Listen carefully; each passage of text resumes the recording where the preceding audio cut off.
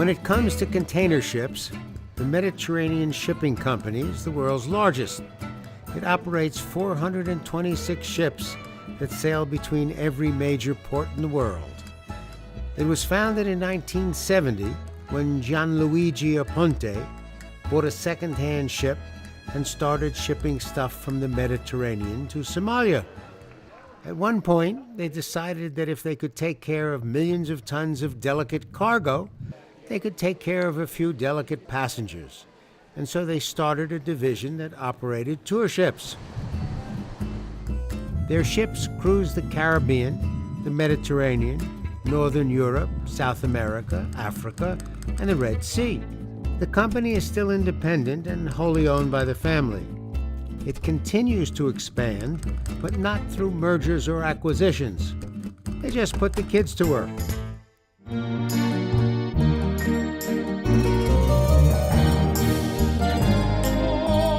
I noticed that one of its cruises had an itinerary that matched my interest in the history of Venice. The cruise starts in Venice, then goes on to the city of Bari on the east coast of Italy. At that point, it crosses the Adriatic Sea and visits Montenegro, Greece, Turkey, Malta, Sicily, and Rome. The trip ends in Genoa. During the 5th century, Attila the Hun and his Mongol hordes marched down the coast of Italy, destroying everything and everyone in their path. But in fact, there weren't many Mongols in the horde. The Mongols were mostly an officer corps, and the horde was primarily made up of local tribes who thought it was cool to hang out with Attila. At one point, a group of insightful individuals decided that it was time to get out of the line of fire, and they moved to a cluster of nearby islands. Eventually, those islands became the city of Venice. The islands had virtually no land for farming, but they were perfectly suited to become a center for trading. As a result, the key to power for Venice was their control of the major ports in the eastern Mediterranean. For over 500 years, the Republic of Venice fought a running battle with the Greeks and the Turks trying to control the area. They were also in constant competition with the Italian city of Genoa, whose citizens were interested in controlling the same trade. This cruise literally traces that history. The Venetians were famous for building great ships. The high-sided cogs were the bulk carriers of the Venetian trade, kind of like the container ships of MSC. The Venetian war galleys were low, sleek, and fast, and the Bucentoro was the lavish ship of the ruler of Venice.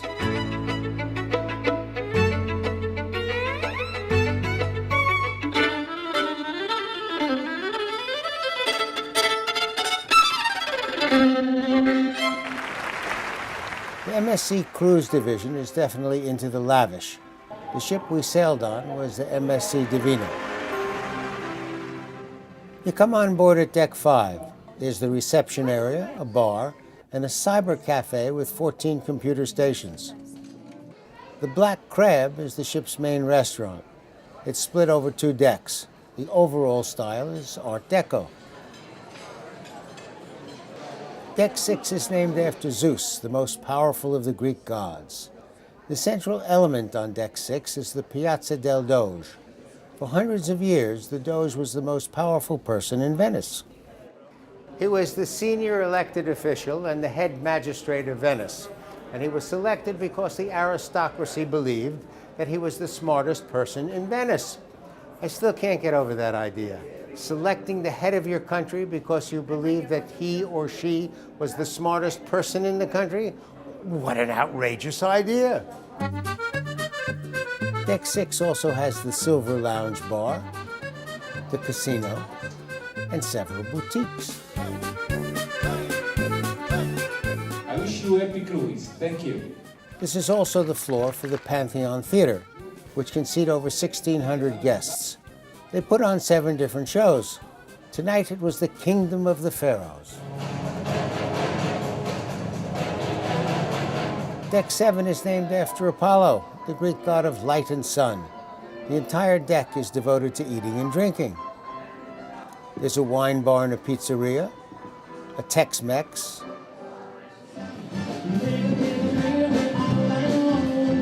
the black and white lounge, a coffee area, a jazz bar. There's a place with live music all night, and the sports bar with 10-pin bowling. Decks 8 through 13 are devoted to staterooms. Deck 14 is named after Aphrodite, the Greek goddess of love and beauty. Accordingly, Deck 14 is home to the spa and the barbershop. The barbershop had a vintage barber's chair, and I needed a haircut. Usually, when I get my hair cut, a scientist from NASA comes along because I'm part of a special study. Apparently, the bald spot on the top of my head is expanding at the exact same rate as our hole in the ozone layer. MSC also introduced something new to cruising. It's called the Yacht Club. It's like a super first class. They built a special private area on the front of the ship that's only open to club members. They have priority embarkation and debarkation, 24-hour butler service, 24-hour private concierge service, a private lounge with free drinks and an afternoon tea service, a private pool with a solarium, 2 hot tubs and a bar, and its own restaurant. Suite number 16007 was designed with the help of Sophia Loren. Rich reds, specially designed lamps, and a red carpet were selected by Miss Loren. Photographs of some of her most famous roles hang on the walls.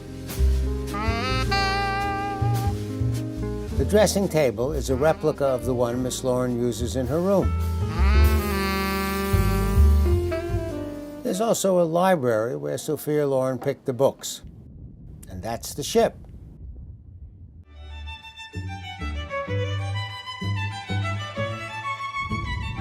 Our first port of call was Bari. Bari is an ancient port on the east coast of Italy, a major economic center and a university town.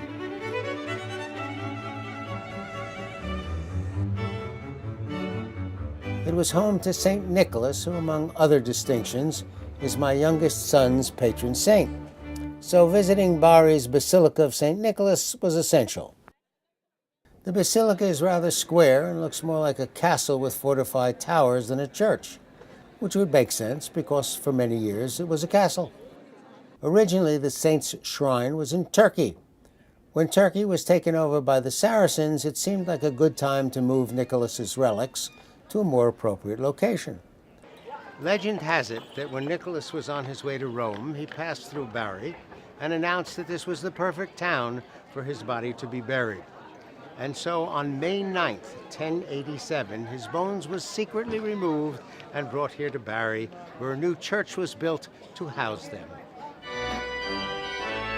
It's similar to the story of how Venice acquired the relics of St. Mark.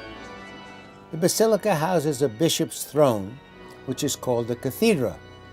If a church has a cathedra, it is entitled to be called a cathedral.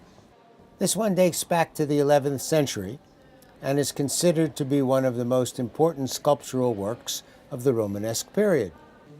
The crypt has 26 columns with supporting capitals in Byzantine and Romanesque style, and it houses the relics of St. Nicholas. Bari's church is particularly unusual in that it is an important pilgrimage destination for both Roman Catholics and Orthodox Christians. While we were filming in the crypt, an Orthodox group arrived. They had traveled to Bari with their local priest in order to hold a special service. Since the fall of the Iron Curtain, there has been a dramatic increase in the number of pilgrims coming here from Eastern Europe.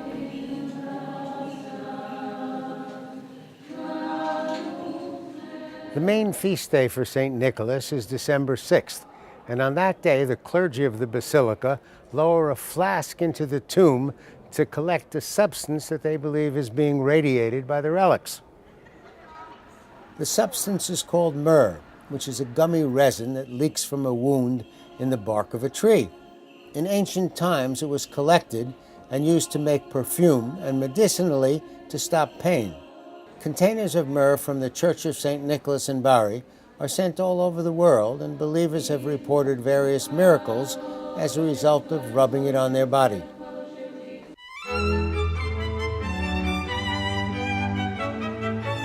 The next day we anchored in the harbor of Kotor on the coast of Montenegro. The old port of Kotor is located at the end of a secluded fjord. Actually, it's not a fjord, it's a prehistoric submerged river canyon. The area has been inhabited since the 5th century BC, and during the 2nd century BC, it was part of the Roman Empire.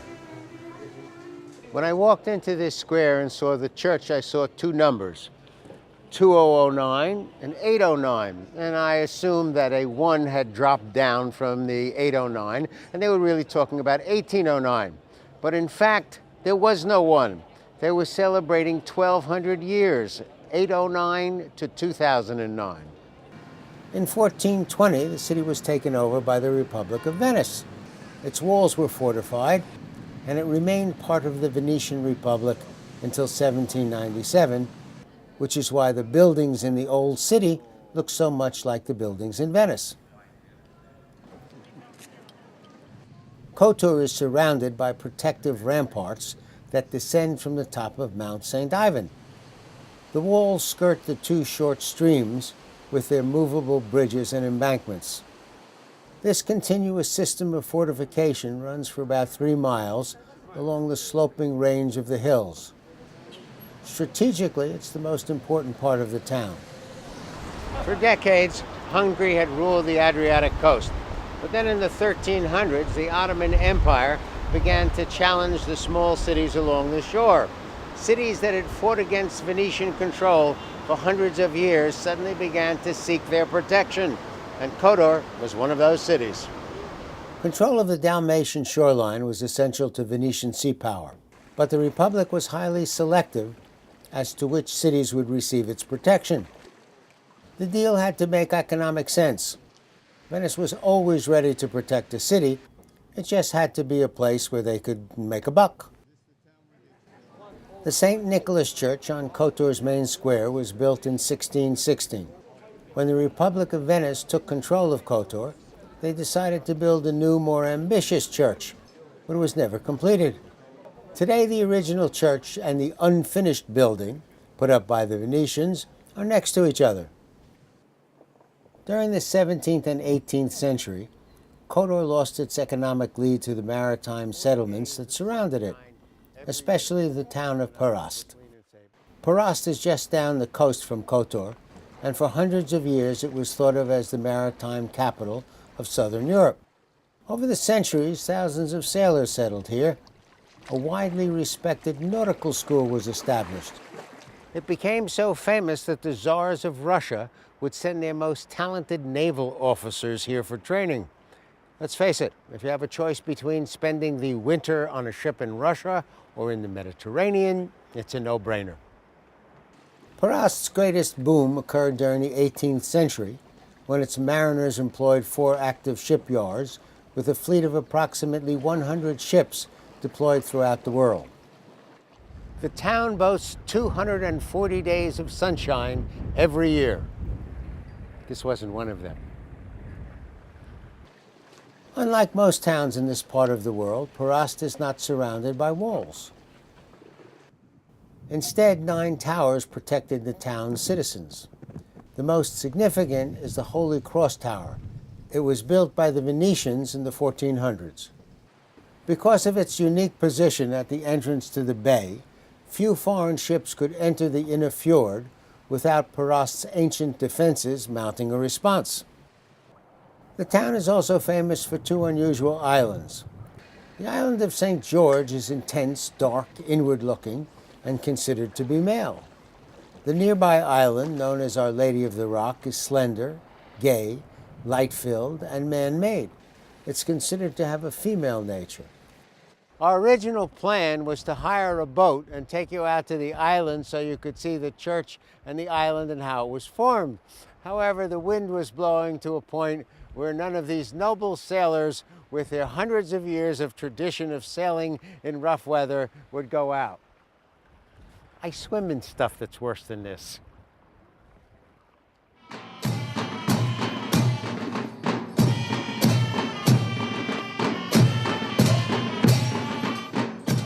The next day, we sailed into the harbor of Marmaris. Marmaris in southwest Turkey is a port city on the Mediterranean.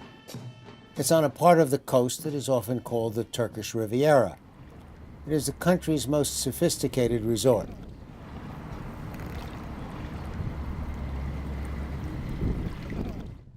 The town, in one form or another, has been around since the 6th century BC, and it's had a castle for at least 5,000 years. For centuries, it was a small fishing village, but during the 1980s, it experienced a construction boom, which resulted in a new shopping area filled with bars and restaurants. However, the town still retains some of its charm as a result of its exceptional location. Rugged mountains provide a magnificent backdrop to the sheltered harbor. The town has an interesting naval history. During the 1500s, Suleiman the Magnificent kept the Ottoman Navy here. In 1798, Lord Nelson sheltered his fleet here on his way to Egypt, where he decimated Napoleon's armada. During the 300s BC, the town was attacked by Alexander the Great, who was not as great as Catherine the Great or Peter the Great, but considerably greater than Nixon the not-so-great. The 600 inhabitants of the town quickly realized that they had no chance against the invading force. So they burned their valuables in the castle and escaped into the hills. Alexander was well aware of the strategic value of the castle and quickly repaired the damaged sections. He also left a few hundred soldiers behind to watch over the place. Next, we stopped into the town of Dalyan. Dalyan is Turkish for fishing weir, and a fishing weir is something that blocks the free passage of fish in a river. Bass, mullet, and sea bream swim upstream from the sea to the nearby lake. The fish spawn there, but when they try to return to the sea, they're caught in the weir. Above the river's cliffs are the Lycian tombs that were cut from the rock face about 2,500 years ago. The Lycians were a group of people who lived in this area before the ancient Greeks arrived. They built a series of magnificent monumental tombs that were associated with some form of ancestor worship, but we're not quite sure how their religion worked. Whatever their reasons, the Lycians developed these tombs into a distinct art form. There are over 1,000 tombs cut into the soft limestone. There's one distinct feature of the Lycian tombs that sets them apart from the ancient Greeks. The Greeks placed their dead outside their cities, often on main roads leading into the town. Lycian tombs are usually integrated right into the living areas of the city. Just across the river is the ancient trading center of Konos. One of the most interesting ancient structures in Konos is the wind measuring platform that dates back to 150 BC. It was used to analyze the prevailing winds. Then the streets were laid out so the winds could constantly refresh the air of the city. Smart. The spectacular Konos city walls were erected during the 4th century BC. They're extra large in relation to the city's population, probably because the rulers had high expectations of the future as a marine and commercial port. At the time, it seemed like the right thing to do.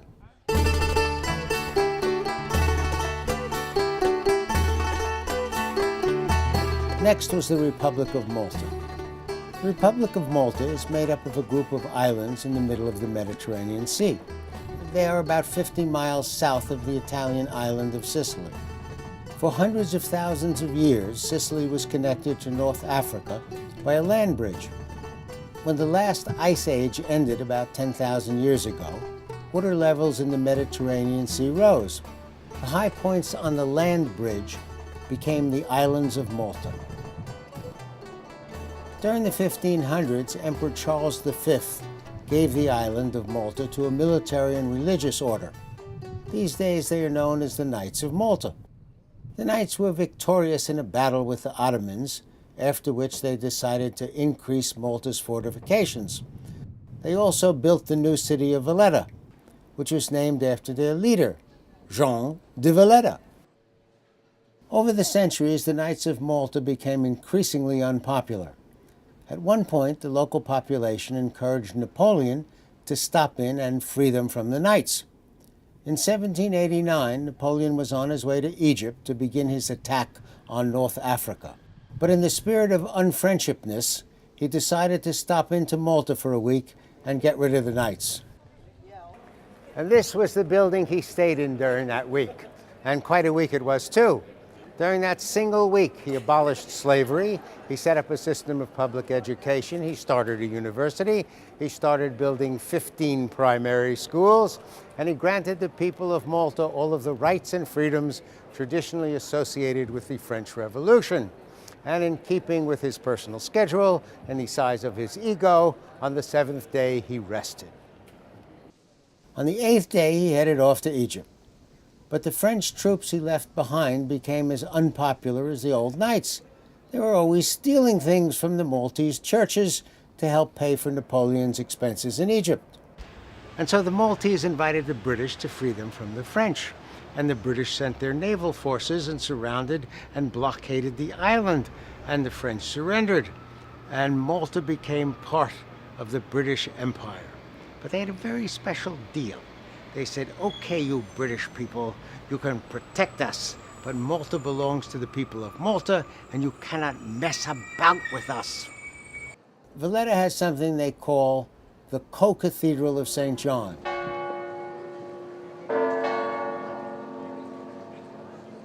For over 200 years, this was the official church of the Knights of Malta, and the maintenance and improvement of the church was of great significance to the Knights, and they regularly donated gifts of the highest quality. Two of those gifts are of considerable importance. They're paintings by Caravaggio, who's considered to be one of the greatest artists of the Italian Renaissance. He spent 15 months in Malta and completed the beheading of St. John the Baptist and St. Jerome writing. The church became one of Europe's outstanding Baroque buildings.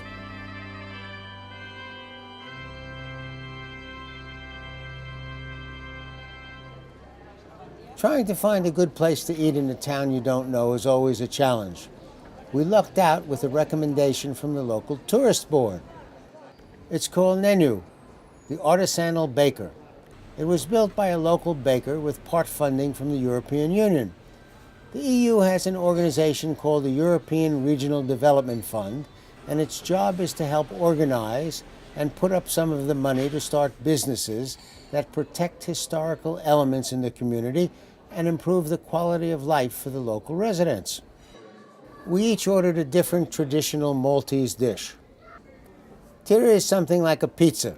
The dough is thicker, more like a bread. The toppings include fresh tomatoes, onions, Maltese cheese, potatoes, anchovies, olives, and green peppers. Fantastic stuff. There was a fish and garlic soup with side dishes of potatoes and garlic toast, ravioli filled with the local sheep cheese and topped with tomato sauce, pork chops smothered in sautéed onions, and an outstanding beef stew.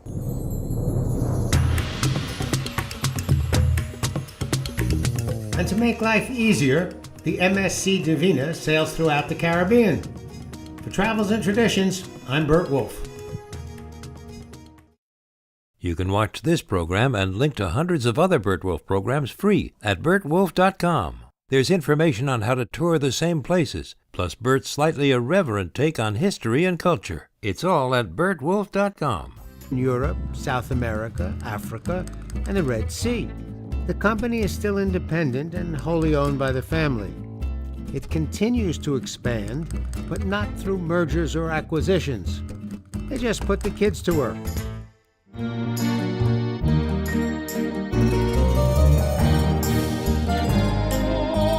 I noticed that one of its cruises had an itinerary that matched my interest in the history of Venice. The cruise starts in Venice, then goes on to the city of Bari on the east coast of Italy. At that point, it crosses the Adriatic Sea and visits Montenegro, Greece, Turkey, Malta, Sicily, and Rome. The trip ends in Genoa. During the 5th century, Attila the Hun and his Mongol hordes marched down the coast of Italy, destroying everything and everyone in their computer stations. The Black Crab is the ship's main restaurant. It's split over 2 decks. The overall style is Art Deco. Deck 6 is named after Zeus, the most powerful of the Greek gods. The central element on Deck 6 is the Piazza del Doge. For hundreds of years, the Doge was the most powerful person in Venice. He was the senior elected official and the head magistrate of Venice, and he was selected because the aristocracy believed that he was the smartest person in Venice. I still can't get over that idea. Selecting the head of your country because you believe that he or she was the smartest person in the country? What an outrageous idea! Deck 6 also has the Silver Lounge Bar, the casino, and several boutiques, whose citizens were interested in controlling the same trade. This cruise literally traces that history. The Venetians were famous for building great ships. The high-sided cogs were the bulk carriers of the Venetian trade, kind of like the container ships of MSC. The Venetian war galleys were low, sleek, and fast, and the Bucentoro was the lavish ship of the ruler of Venice.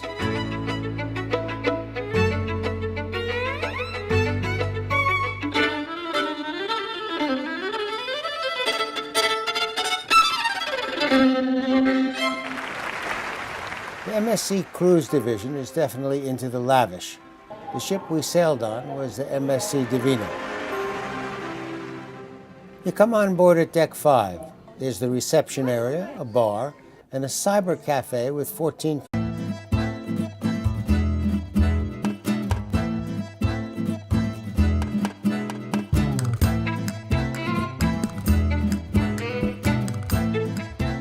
When it comes to container ships, the Mediterranean Shipping Company is the world's largest. It operates 426 ships that sail between every major port in the world. It was founded in 1970 when Gianluigi Aponte bought a second-hand ship and started shipping stuff from the Mediterranean to Somalia. At one point, they decided that if they could take care of millions of tons of delicate cargo, they could take care of a few delicate passengers. And so they started a division that operated tour ships. Their ships cruised the Caribbean, the Mediterranean, northern... But in fact, there weren't many Mongols in the Horde.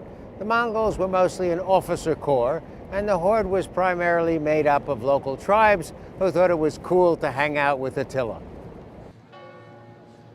At one point, a group of insightful individuals decided that it was time to get out of the line of fire, and they moved to a cluster of nearby islands. Eventually, those islands became the city of Venice. The islands had virtually no land for farming, but they were perfectly suited to become a center for trading. As a result, the key to power for Venice was their control of the major ports in the eastern Mediterranean.